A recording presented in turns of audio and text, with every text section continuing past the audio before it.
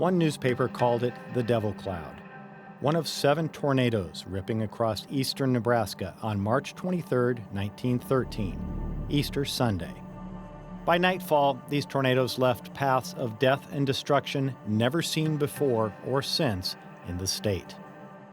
It's the worst tornado event to ever occur in Nebraska's history. In just 2 hours, powerful twisters ripped through Omaha, Ralston, Yutan, and Otoe, called Berlin at the time. 168 deaths in Nebraska and Iowa, mostly Nebraska, hundreds injured. The Omaha, Yutan, and Berlin tornadoes today rank as the 3 deadliest in Nebraska history. Damage was estimated at $10 million, which would be more than $200 million today. The number of people that got killed, the fact that you had 7 tornadoes in a fairly close area like that, fairly long track tornadoes, made it very significant. It's hard to imagine the night after the tornadoes. Friends and relatives desperately searching for loved ones, alive or dead. Rescuers following cries for help, digging through piles of rubble that used to be houses, and looters grabbing what they could from these same ruins. Homeless, injured survivors wandering unrecognizable streets, cold, rain-drenched, often without much clothing. Houses and public buildings turned into makeshift hospitals, relief stations, and morgues. Passing cars turned into ambulances. Imagine the resources that would have existed in 1913 to deal with a disaster of this magnitude, then take away most of the power and phone lines blown away by the tornadoes. Imagine a frantic, chaotic atmosphere that the next morning Governor John Moorhead, touring Omaha, would describe as like my conception of hell.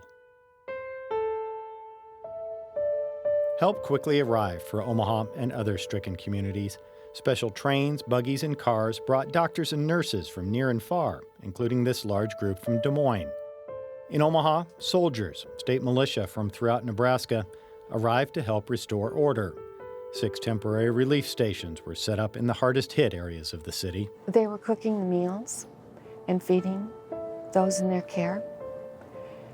They were tending to their medical needs, changing bandages, helping with personal hygiene.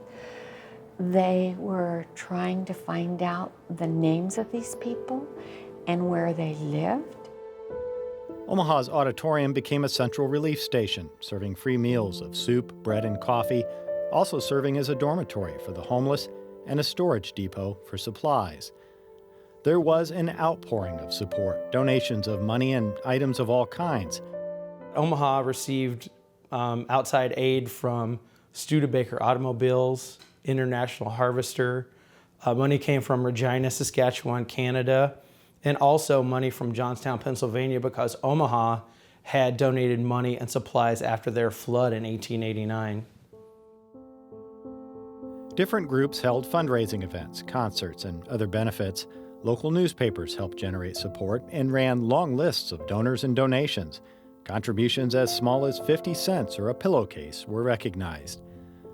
Yutan was reportedly swamped with donations of clothing and groceries from nearby towns. I think here in Wahoo, within 24 hours, the businessmen called a meeting and raised $500 just that night, just among the businessmen. And then the ladies started getting involved, gathering clothing, gathering food. So I think in 1913, we see this same thing that we see today. We see that people really do come together in these circumstances and do so effectively. And there was money to be made off the storm. Picture postcards and books were for sale within days.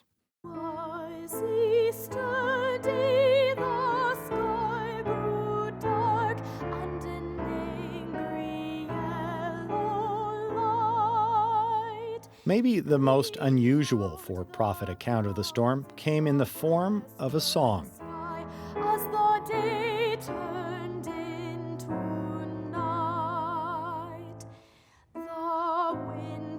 Hans Parkinson of Omaha wrote and published The Omaha Easter Tornado. The sales pitch: Your collection of pictures, stories, and other archives of that event is not complete without this impressive and inspiring song. Happy homes and snuffed out many lives. It's not surprising there would be interest in sheet music. Whether it's Omaha or the rural communities, pianos are easy to find amongst tornado debris. I think that was probably one of the very first big purchases that they had. You know, they didn't have television or anything, so that was the source of their entertainment. Those pianos that were flying through the air, or destroyed or put in odd places by the tornadoes, those reflected the material culture. Piles of debris were everywhere.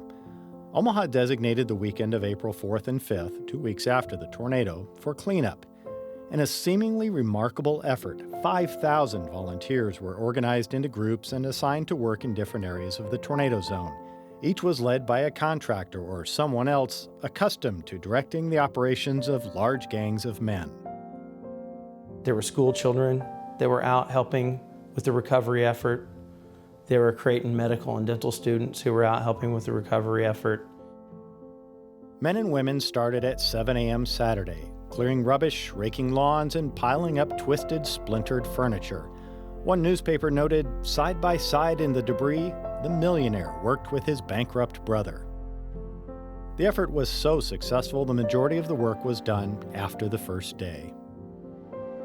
The city just really came together to each other's aid. I think the remarkable thing is how quickly Omaha did recover and move on about its business. And I suspect that the same generalization would hold true for the rest of the area of eastern Nebraska, western Iowa that was impacted. I think it is an American story because it speaks so deeply to who an American is. And we're all in this together, and we're going to rebuild, and we're going to help each other.